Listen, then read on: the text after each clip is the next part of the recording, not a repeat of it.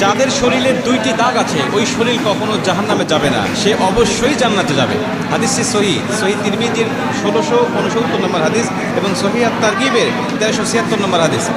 হযরত আবু উমামা রাদিয়াল্লাহু তাআলা আনহু হাদিসটা বর্ণনা করেছেন। রাসূল সাল্লাল্লাহু আলাইহি ওয়াসাল্লাম বলেন, যাদের শরীরে দুইটা দাগ আছে এবং যাদের শরীর থেকে 2 ফোঁটা তরল পদার্থ নির্গত হয় ওই শরীর কখনো জাহান্নামে যাবে না, সে অবশ্যই জান্নাতে যাবে এবং আল্লাহ পাকের কাছে এই শরীরটা সবচেয়ে প্রিয় শরীর। রাসূল সাল্লাল্লাহু আলাইহি ওয়াসাল্লাম বলেন, 1 নম্বর দাগ হলো যে ব্যক্তি জিহাদের ময়দানে আল্লাহকে খুশি করার জন্য, আল্লাহর দ্বীন কায়েম করার জন্য অথবা আল্লাহর সন্তুষ্টির জন্য যে ব্যক্তি বাতিলের মোকাবেলা করতে গিয়ে শত্রু পক্ষের আঘাতে তার শরীরে ছোট্ট একটা দাগও যদি বসে যায়, এই দাগটা কিয়ামতের ময়দানে সুপারিশ করে বা এই দাগটা থাকার কারণে কিয়ামতের ময়দানে আল্লাহ পাক তাকে জান্নাতে দিয়ে দিবেন। নবীজি সাল্লাল্লাহু আলাইহি ওয়াসাল্লাম বলেন, 2 নম্বরে ফরজ ইবাদত সমূহের কোন একটি দাগ যদি তার শরীরে দেখা যায়, যেমন নামাজ পড়তে পড়তে সিজদা দিতে দিতে কপালে